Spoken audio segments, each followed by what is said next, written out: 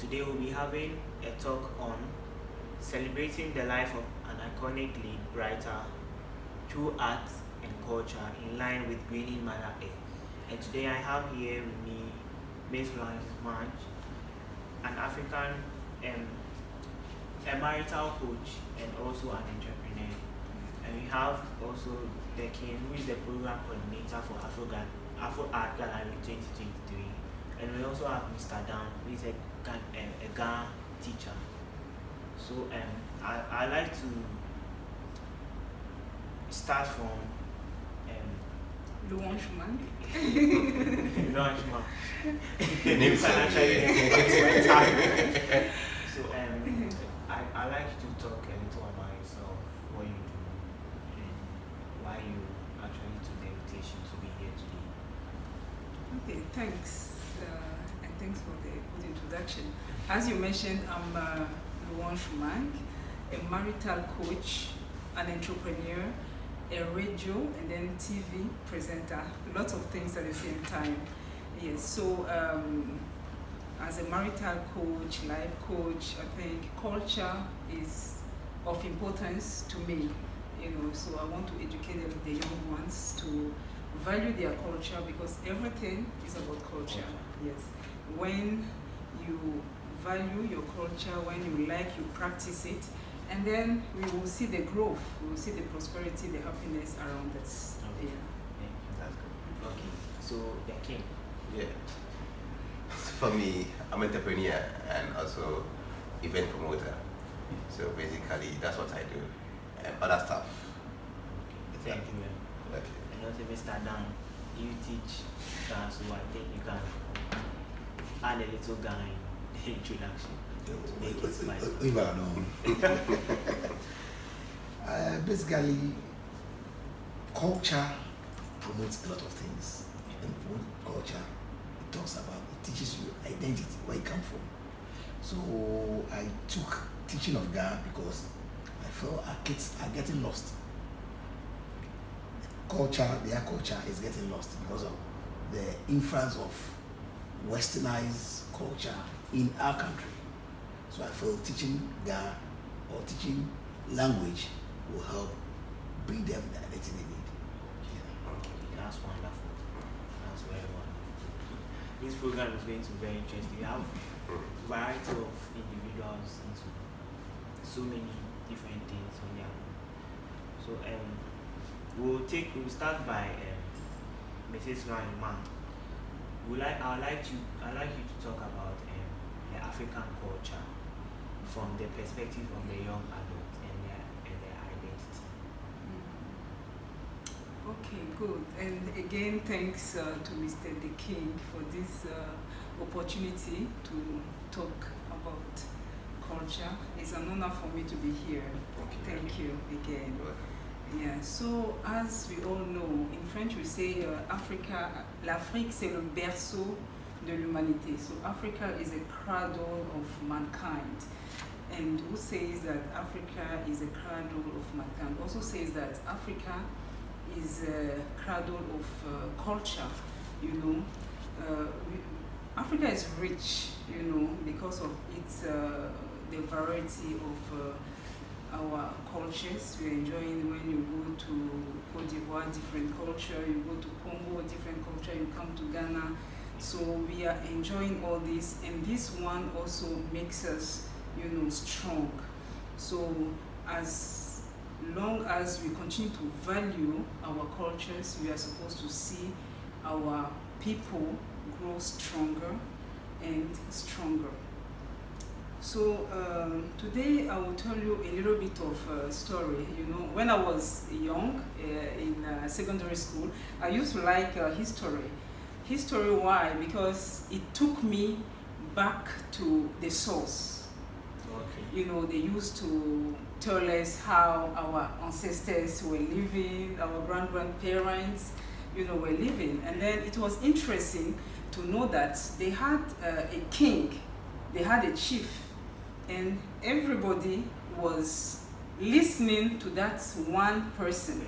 We didn't have like things like democracy. Everybody you dare not disobey the king. And then they didn't have any like military policemen, and they had these funny laws. If you do this, something will happen to you. If you do this, something will. So they didn't need police and they didn't need, military. And it was so interesting. I really liked that. And then from what we learned in the history, they were happy. They were living happy, although they didn't have all the luxury that we are enjoying now. But you could tell that they were happy people. They were happy people with what they had. I had the opportunity, yes, to go to the village as well when I was a little. That our young of today, don't have. I had the opportunity to go. Yes, and then when you go there, you notice that you notice this beautiful, culture, how the people relate, to each other, and there is respect. There is, it's just beautiful.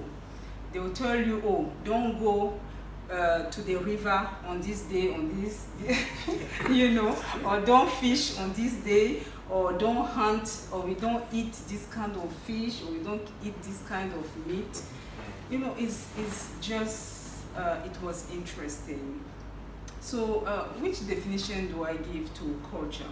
So for me, culture is the guide which brings that happiness, is a guide, is the soul of our nation. Culture is a soul, of our nation, of our society, So when that culture is missing, then we've lost it. We've lost it, and we've lost our identity. As we say, a society without culture is dead. Is dead. So we are really playing with fire these days. The young of today, we are playing with fire. We are playing with fire. Because some of them, I don't know how many, have you been to the village before? Because now our villages is like, okay, that's where they will tell you witchcraft, wizard, and all. It's really, it's superstition, a lot of superstition, and that one really is killing us. Is killing us. A lot of superstition. And our kids, really, we have to encourage them, because that's one of the things we'll be telling the youth. We have to give them that the advantages, how beautiful it is for them to know their culture, how important it is. Because we keep buying all the cultures from the Western, and then it's really destroying our youth. So what will I add there? So the youth of today, they know more of the UK or the France. When you go to Congo, everybody, France, Paris, yes. If you don't go to Paris, so they know Paris or France more than Congo. Okay. Yes. Wow. They know France more than Congo. Wow.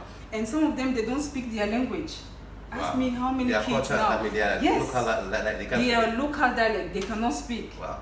Because in some homes, you will see the parents, if I hear you speaking your maternal language, because the parents want the children to speak French, to speak English, to speak this. So they will say, if I hear you speak, punishment will come. If I hear you speak your maternal language, punishment will come. So it's a mistake. So parents are making a big mistake. So if you are such, parent, you have to stop that. The kids can learn as many languages, they can. Yes. Because me, I'm a living, testimony of that. I was narrating to my manager. We happened to travel to Cameroon. I'm from Congo, so we traveled to Cameroon, and my parents didn't want us to look like villagers into bracket, because we used to speak our mother tongue in Congo. So we're not like that, fluent in English, So when we travel to a different country, then they have to make sure that the kids, could express themselves in French. So they came with a like funny, so if they catch you speaking your mother tongue, punishment. Wow. Or you don't eat, or you don't, such things, punishment comes. So we have to avoid that, as parents. Leave your kids. You can teach them as many languages as, as you wish them to speak. They are kids, and they will be able to speak them. So that's one is about languages. So I think we are done. We spoke about that. And then also as youth, our dressing, we look at the West and we want to copy. Everything is like copy. It doesn't work. If you want to see Africa prosper, if you want to see our Ghana, our Congo, our Cameroon, Cote d'Ivoire, our countries to prosper, we have to patronize what we have. We have to learn to like it. Whether we like it or not, we have to just force it. We have to force it. Let's do it until those Western people will come and like us. Our own, exactly. Yes, they will come and like our own. But I was also telling my manager, I used to promote Made in Ghana. I'm from Congo, but that's my passion. I like Africa. I like, so I used to promote them. And then one thing was, I said, okay, let's try to think outside the box. Our designers should think outside the box and come up with some designs, for office wear, dresses that youth like will be comfortable, young people like going to, and then still look like good. Exactly. So I put a challenge there, but I think we are still a bit. Exactly. We have the mentality that things made here are not high quality. High quality. Yeah. That one too is there. They are not of high quality, but it's not true. Yeah. It's not true. If you let those people put it in your mind, so we have to start, clearing that mentality. Yes, those mentalities. But the funny thing is when they come here, yes, they patronize Made in Ghana bags. More than the local yes. people. Bags, yes. So they are deceiving us, deceiving us. Meanwhile, they're themselves now. So that's what we have to keep doing that I want until they buy. Set it. I have this African hat that I've been wearing, and believe me, anytime I dress like that, yes. Can you imagine that my own people do not even see me to be Ghanaian or African? They sometimes think. Yes. So what you're saying, I think it really makes sense. It resonates. Yes. So true. We really have to work on it. I know I was a bit disappointed when I came to know that some of the materials that we use, they are foreign. Exactly. We say African wear, African print, but it's someone else who is chopping the money. So what will motivate me to take my hard-earned money, go and buy, African print? You think that African print, meanwhile all the money is going to some Oboroni. So it's really a problem. So the only time when I really feel like, hey, today, is when I'm wearing my kente. That's when I know that everything, is made here, and the money is going to, where it's supposed to be. My farmer there, and the one who is doing it. Yes, who is weaving it. That's what I'm really assured. So, but again, how many of us can afford the kentes like every day, every event, buying kente? How many of us? So, but I know in our small way, we can still, be Africans. Exactly. We can still, be Africans, patronize our things, and then live our values. We have values, and we have to live them. Exactly. So I want to ask them, when you talk about value, what does it imply in the African context? Sometimes I sometimes watch and I ask myself, how does African value themselves as African? You see, because I keep asking, in what context is it the Eurocentric value or African value? And what is the African value and what is the Eurocentric value? That's a good question there. That's a really good question. Our values, I think it will still go like, okay, Africans, we have values. Like, which ones will I take? maybe well, our values are like our culture, our values. As African, maybe we've learned to dress up maybe decently. You know, it could be a value, right? Exactly. Yeah. Exactly. Yeah. Yeah. Decent dressing. Decent dressing. That could be one. When you also walk out and you see an elderly, because I remember you see an elderly. Yes. Yeah. Thank you very much. You see an elderly. You know, we used to give our seats, so you can stand for the elderly to sit down. That one is there. Oh yes. You know. I think one day also chanced on a woman who was carrying a heavy, you know, goods. Heavy, yes. So she couldn't cross the street. So I was working with a couple of guys, and I also said, okay, let me give her a helping hand. When I did that, she wanted to give me money, and I was like, no, but you don't have to. Yeah, you don't have to. And she was like, oh, it is because we did not see this nowadays. So, and I said, so what happened to that? What happened? The values, we are losing it to the Europeans ones. When you go to Europe, you know, they will not give. It's not there. It's not there, and the people walk naked on the street. She can wear just a brazier, and you know, and then she will walk. No one will stop her. Exactly. But that one is not here. It's not part of our culture. Exactly. It's not part of us. So we just have to continue to be who we are. Who we are. And also, I always say, you know, I mean, who we are. Yes, our hair, our skin. We have to be proud of it. Exactly. You know, we have to be proud of it. We have to be proud of the things that we do. We make here in Africa. We have to be proud of our food. You know, like these days, you know, you see, we are promoting all these restaurants, bringing us all kinds of sicknesses. You know, meanwhile we have all this contemporary and you know, our local food, very nice. You know, and we are promoting. I don't want to mention their names. Give them publicity.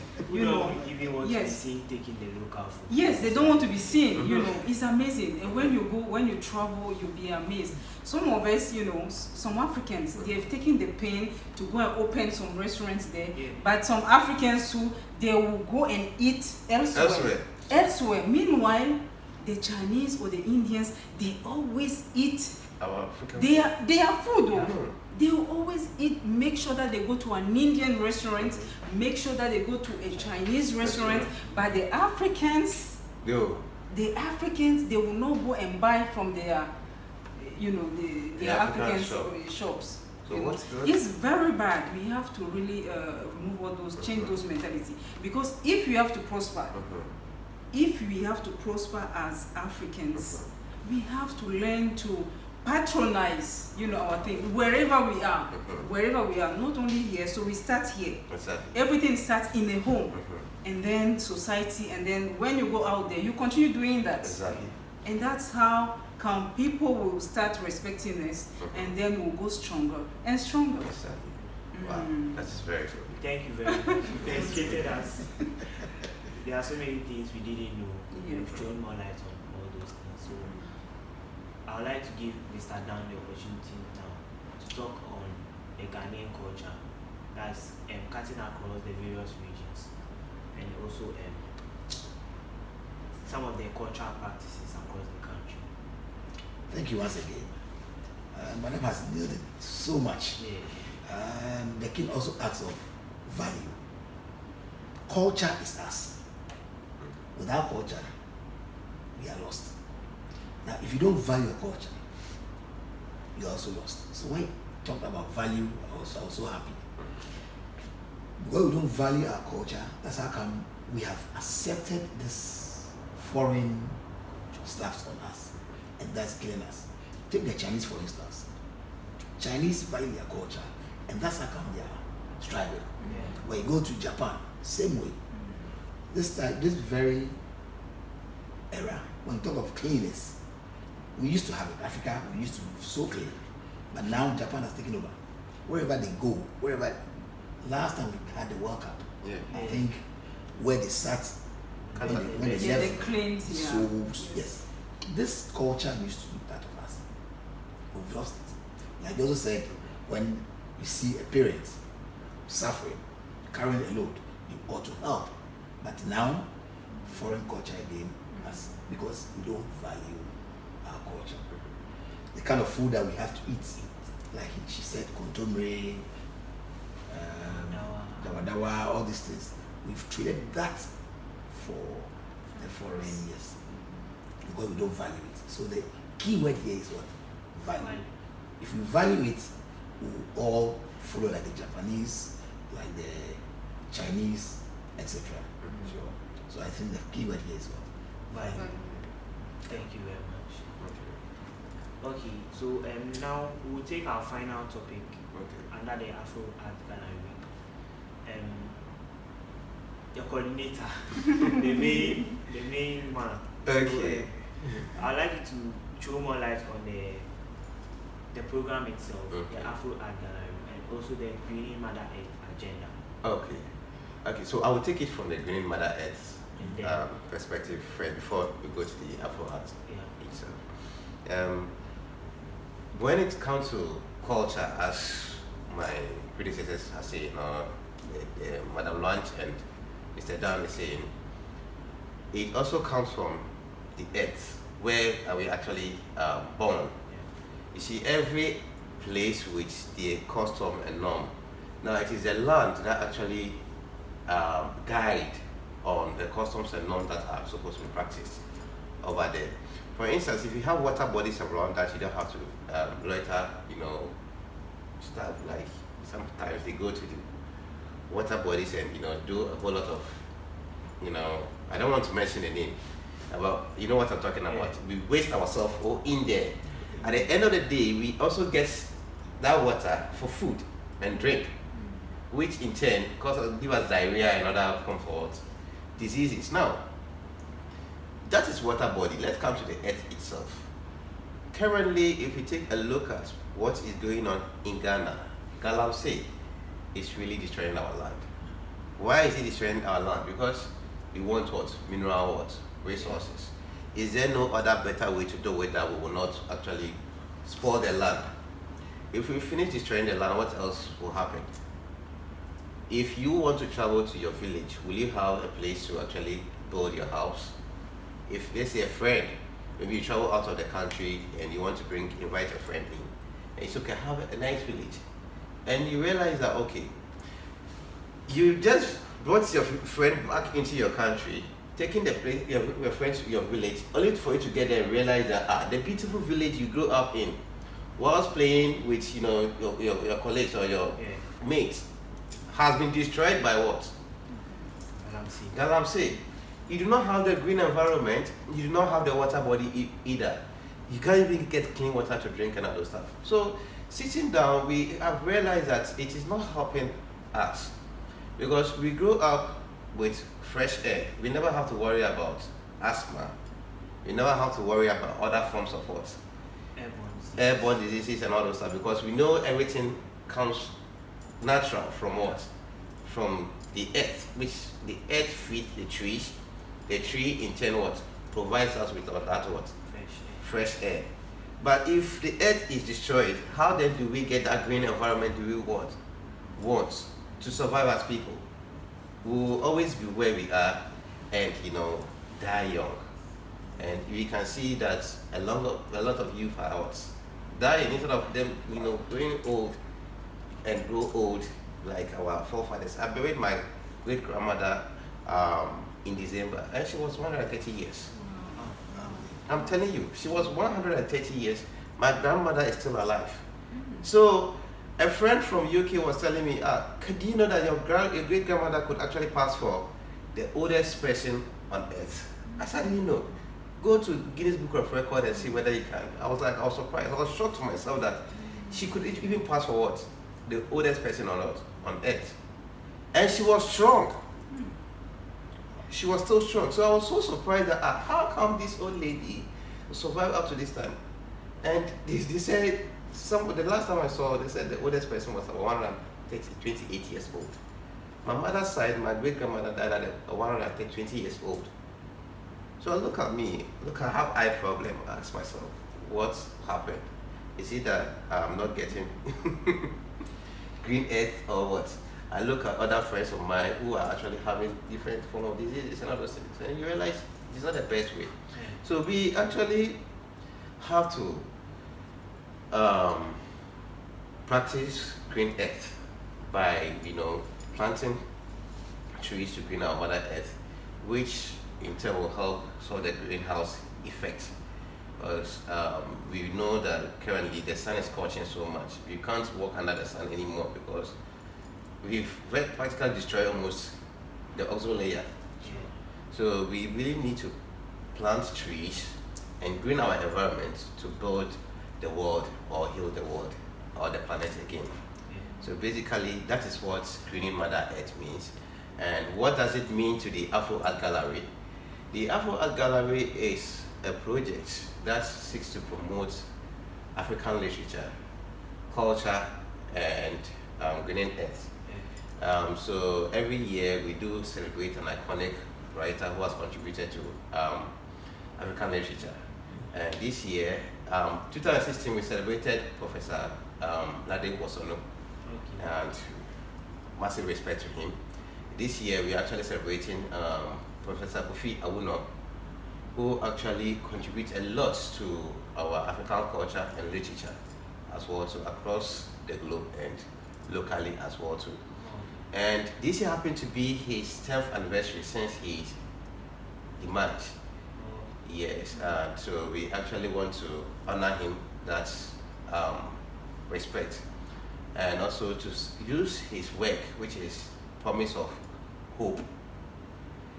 We are looking at 15 schools performing each of his poem on stage and African cultural dance to bid for positions and other stuff. So the dances will be selected according to regions. Yes, we are looking at 15 schools, which means 15 cultural dance. So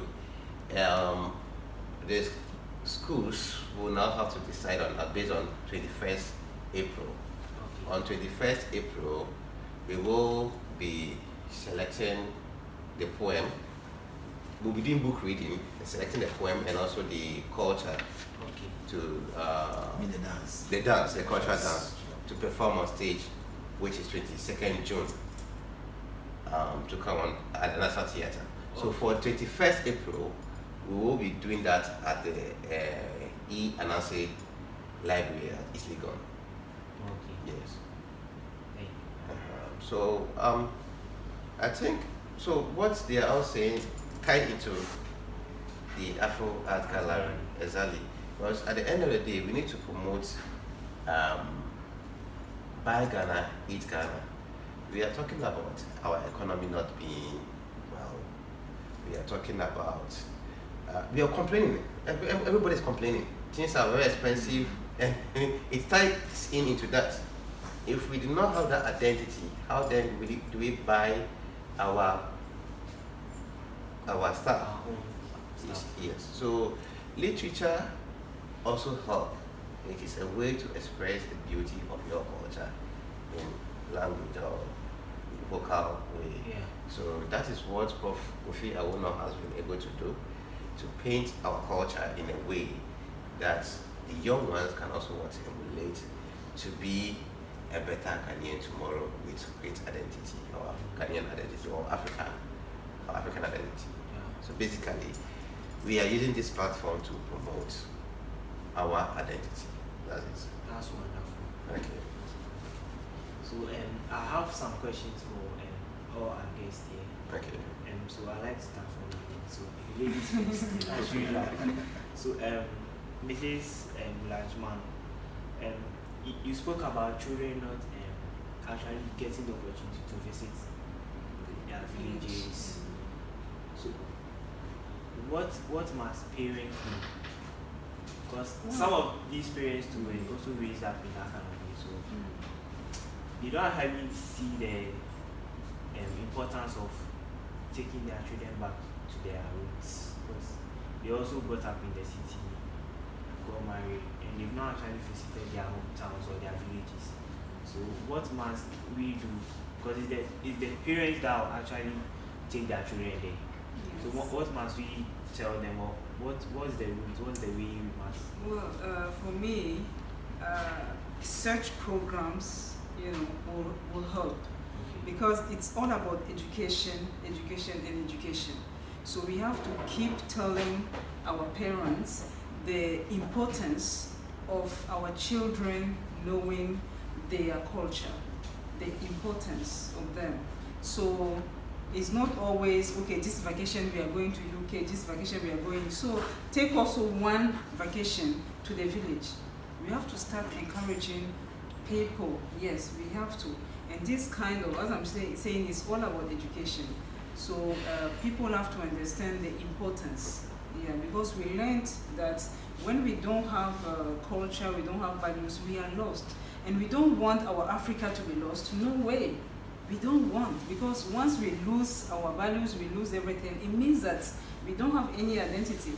So we have to make that effort to educate the people out there. So this really is a good program, and I really encourage the parents, to come in their numbers as well. It's very important. Yeah. There is no proud. Let me add this one.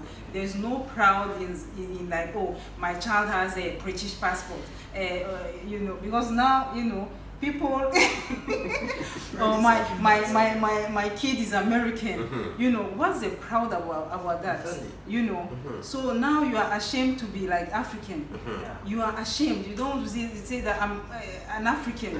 You some of them, even they live there, you go there maybe for 1 year, you come back here and then you are you are talking, like no. Please let's like who we are. Let's like, because sometimes I'm like, hey God, our God is really suffering. You say, look at these children, the hair I gave them, they don't like. They put perm on it. Even our kids, the babies, they are perming the hair, putting chemicals. The skin I gave them, they don't like. They go and bleach. What do they want? Even the culture, now they are throwing the culture away. So, I mean, at the end, oh, no. This thing sometimes, it makes me angry when I start talking about these things. It's... something that I have to work on. You see, I read a book from Prof. Kofi Awolowo, Rediscovery. And ever since I read that poem, I never was the same. In fact, it set me on my journey. I read it at a young age. I never knew that today I will we'll be able to talk about him like this, because he actually had to go to another land. I think yes, and then rediscover himself, his African self. He's someone's or someone's land. Well, it just when he got there that he realized, okay, home sweet home. Home sweet home. And I think it happened to Kwame Nkrumah as well too. When he was far away, that's when he felt the need to really build his home. So he couldn't wait till he came back home. And I think it also cut across to all our diaspora brothers and sisters. Imagine them seeing us and we do not practice our culture. They are really trying very hard to come back home, and we don't even have our culture. Yes, so easy. Yeah.